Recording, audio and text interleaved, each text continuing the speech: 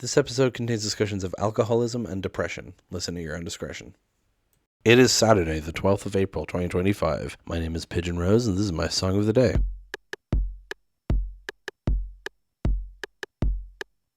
Today we're talking about a band that I don't believe I've done a song from this whole time. And that's wild because this is a band who I used to be obsessed with. And that is Real Big Fish. Real Big Fish are one of those names that people think of when they think of ska. But they're the kind of people who hate ska for no reason, just because they've been told to hate ska. Ska gets a weird, bad rep for some reason. I don't understand it. And Real Big Fish specifically as a band are very silly.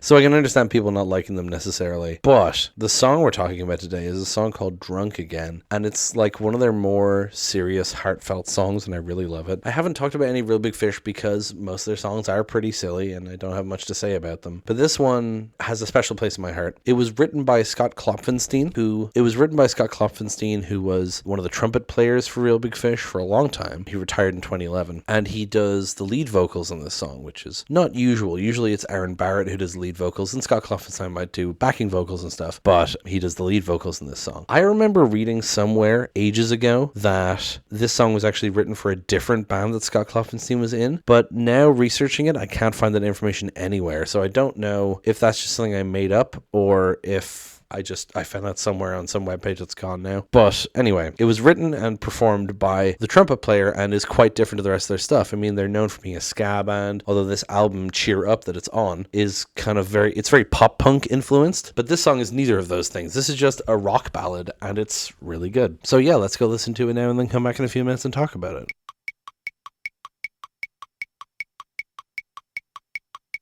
And that was Drunk Again by Real Big Fish. The first thing you'll notice in this song is that it opens with a bit of banter. You hear someone playing acoustic guitar and starting to sing, and then the other person saying, maybe you should sing a song, and then they laugh. And that's presumably Aaron Barrett and Scott Klopfenstein kind of dicking around because Scott sings this song, of course. But it's one of those things that just burned in my head forever, the way he goes But anyway, so this song, as the title would imply, is about being drunk, but more specifically, it's about drinking away your problems, Specifically, in this case, it's about a breakup, or rather, it's about getting drunk and thinking about your past mistakes in this past breakup. You want this person back in your life, but you're drunk again. You're not able to deal with the consequences properly, right? Unfortunately, a very sad and real topic for a band like Real Big Fish to do. I know. These are the guys who sing Band the Tube Top. These are the guys who sang that one cover of Take On Me. These are the guys who sing Sell Out. These are the guys who sing, what's another silly one? Beer. These are the guys who sing another Fuck You song.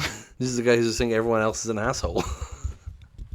These are the guys that sing, "You got to give it to me." The Waterman theme song, imagine. No. So, unlike their other stuff, like I said, this isn't really a ska or a pop rock song. It starts with that, Rhodes piano sort of sound, and then the drums kind of and it's just got this, it almost feels like, not Frank Sinatra specifically, because the vocally doesn't sound like him, but that kind of music. Blue-Eyed Soul, is that what it's called? White People Soul? I can imagine someone in a lounge singing this song and the band going hard and the singer going really hard and everyone being like, oh my God.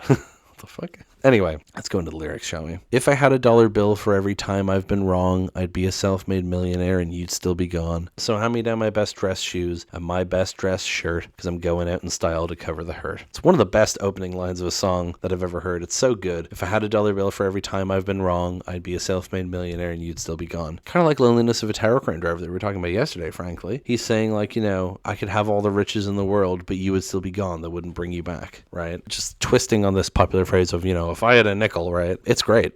I really like it. So, because, having $1 bill for every time he's been wrong doesn't make him less wrong. It just makes him rich. He's still wrong. And then, so hand me down my best dress shoes and my best dress shirt because I'm going out in style to cover the hurt. Just covering up his problems without actually addressing them. Although that really does make it sound like he's getting ready for his own funeral. All I want to do all day is spend it in bed, but that's bad for the body and even worse for my head. So I'll try and find a place where no one will ask me a thing. It'll help me to forget and help me to sing. Because now I'm drunk again, the means to my end, and I'm scared of myself. Because now it's all the same, the faces and names, and I'm scared of myself again. So, all I want to do all day is spend it in bed, but that's bad for the body and even worse for my head. I also really like that line. He wants to stay in bed all day. He's depressed. He doesn't want to do anything. But he acknowledges that that's physically and mentally not very good for you. So I'll try and find a place where no one will ask me a thing. It'll help me to forget and help me to sing. Again, just burying his problems and also saying, it'll help me to forget and help me to sing. It's like he's kind of being being self-aware, like I'm singing about my problems because that's what gets me through them, because now I'm drunk again, the means to my end, and I'm scared of myself. I mean, that's what it is, right? It's not, oh, I'm getting drunk. It's I'm drunk again. This is a regular part of his life. He relies on it, and he's saying it's the means to his end, and I'm scared of myself. He doesn't like this part of himself. He doesn't like this side of himself, but it's what gets this done for him, right? Because now it's all the same, the faces and names, and I'm scared of myself again. Everything's blurring together. Reality is blurring because that's what being drunk does to you. Then the next verse, have you ever wanted to wake up from your dreaming? It scared you so bad you couldn't control your heart or your breathing. Well, walk out the door with me on the floor. You don't care how I'm feeling. I guess a weak and tired and frightened man is no longer appealing. And then the chorus again. So,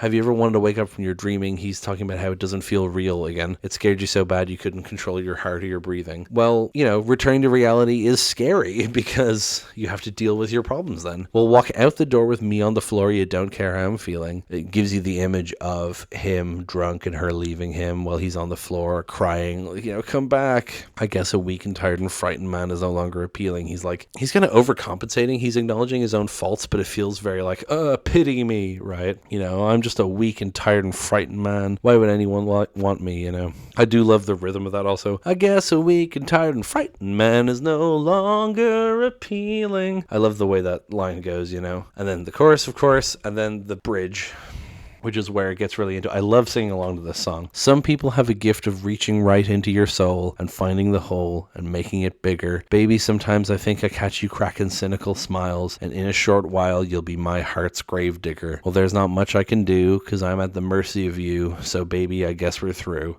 It's so good. I mean, the opening lines, some people have a gift of reaching right into your soul and finding the hole and making it bigger. Some people are very good at making people feel bad. Baby, sometimes I think I catch you cracking cynical smiles, and in a short while you'll be my heart's grave digger. He's calling her a heartbreaker. He's saying, you take enjoyment in this. Now, he's probably not correct. This is probably just his own drunk, hazy perspective, but it's how he's feeling, right? Well, there's not much I can do because I'm at the mercy of you, so baby, I guess we're through. It's him throwing up his arms like, oh, I guess this is it. And then the chorus again, which basically, it repeats the chorus twice, and then it changes to, so go, walk out the door, you don't believe me no more, and I'm scared of myself again. And then the outro is the first line, kind of, it's, if I had $1 bill for every time I've been wrong, I'd be a self-made millionaire and I wouldn't be singing.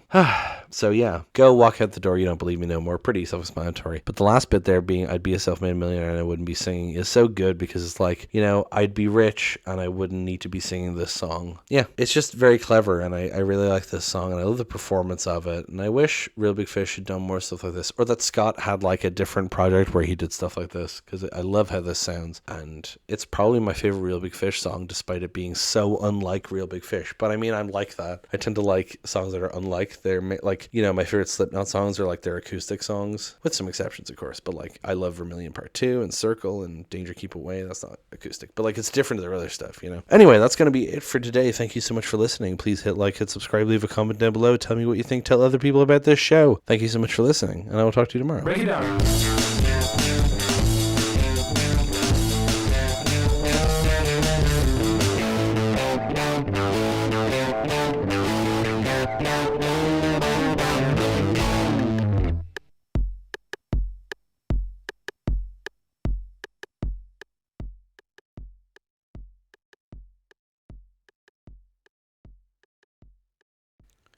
This episode contains just... Yes, it sure does.